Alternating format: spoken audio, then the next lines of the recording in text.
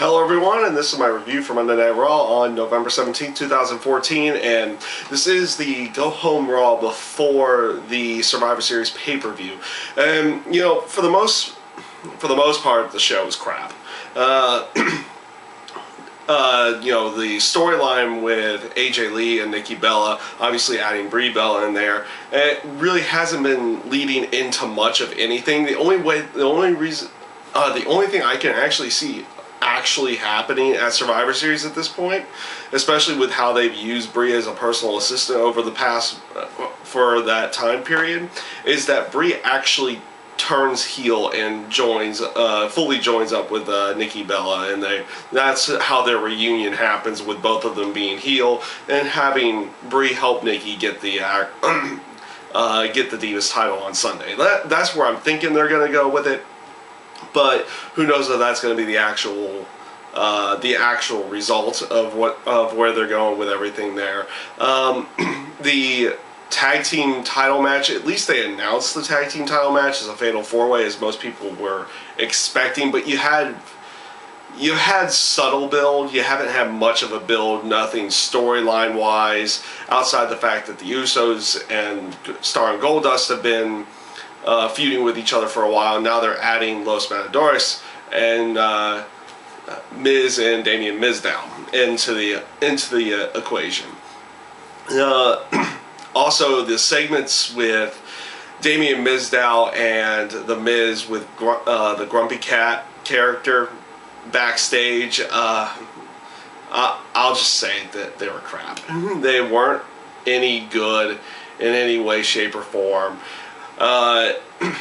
Miz and Sandow did what they could with those segments, but honestly, they did not come off entertaining to me in any way, other than how Mizdow actually, how Sandow plays the Mizdow character and mimicking everything that the Miz does. That was at least entertaining, but the whole segment in general wasn't any good, at least in my own personal opinion.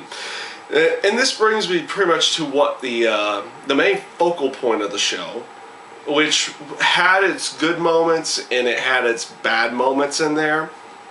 For the most part, good, because I've liked how they built the Team Cena versus Team Authority match going into Survivor Series, and I liked where they went with it here tonight as well, where the Authority was focusing on trying to get rid of the remaining members of Team Cena by attacking Dolph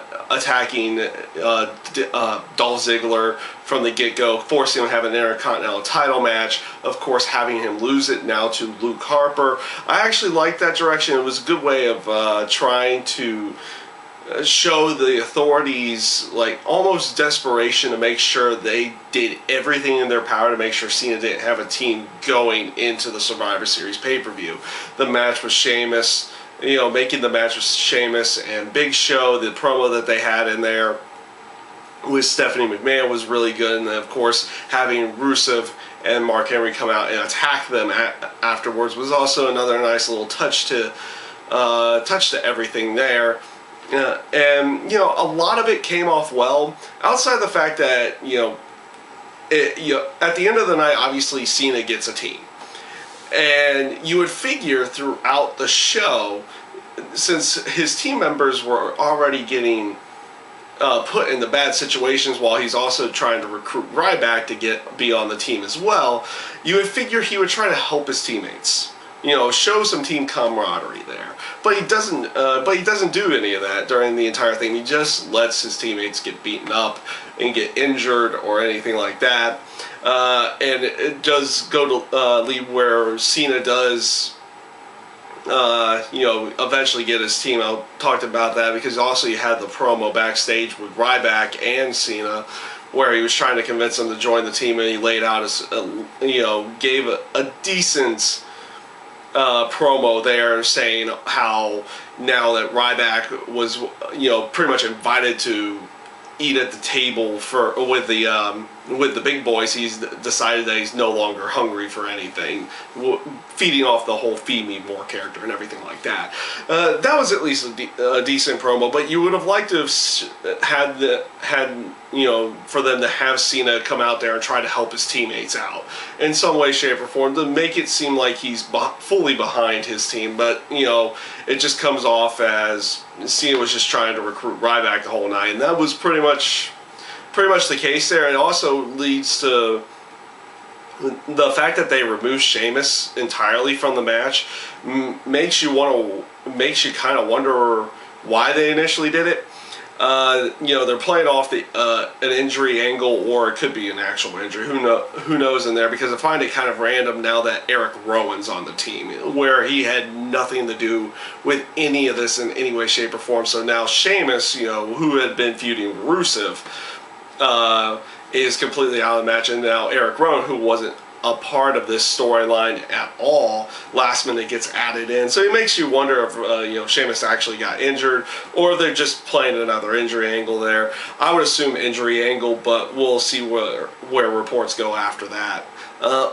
And like I said before, it just seemed very random that Eric Rowan would be one of the other members of Team Cena now, and not really have much of any kind of beef going in there. I mean, he obviously tried to do a little something while he was out there to say that he, with Luke Harper, to maybe say that he didn't like that Luke Harper was in there, but who knows with that case. I also found it weird weird, random, and almost unnecessary why they had Cesaro come out and fake being on Team Cena.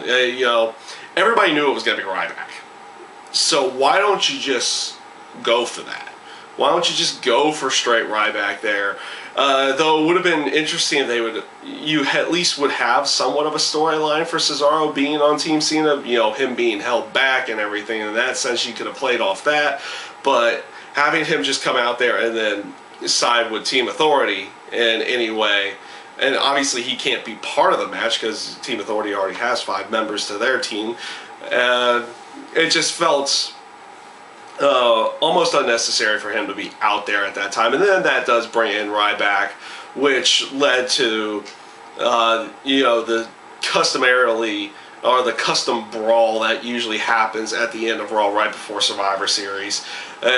Finishing off with Cena putting Triple H through the table, kind of trying to, I guess they're trying to kind of symbolize, the Authority's in trouble and anything. In my honest opinion, I don't think storyline-wise the Authority is overplayed or, ready to be removed from anything that they're doing at this time. I personally think they'll have Team Authority win the match on Sunday, and then you can play off those storyline.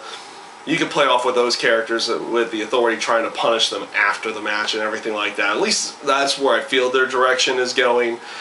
We'll see where they fully go with everything in the near future here, and especially with Sunday. I did like the stare down between Triple H and Ryback. I'm hoping this kind of leads into some kind of match between the two of them at some point in time. I think that would be a lot of fun to watch, but that's my own personal opinion. That's my own personal opinion there, and hopefully that's what that stare down leads into here in the near future. So for the most part, the main focal point storyline with Team Cena and Team Authority, I thought was relatively good throughout the show. They had some points in there that I felt were little holes in the gaps for everything that they had, and very random spots in there as well that I didn't think were necessary, or not necessary for them to do at this point in time. But outside of that, the rest of the show was just kind of blah, boring, and not much of anything. So hopefully the Survivor Series pay-per-view with the matches themselves, which is what I focus, is how they do the matches at the pay-per-views themselves when I review those, and we'll see how those matches turn out. And this is my review this week for Monday Night Raw, and I thank you guys for watching.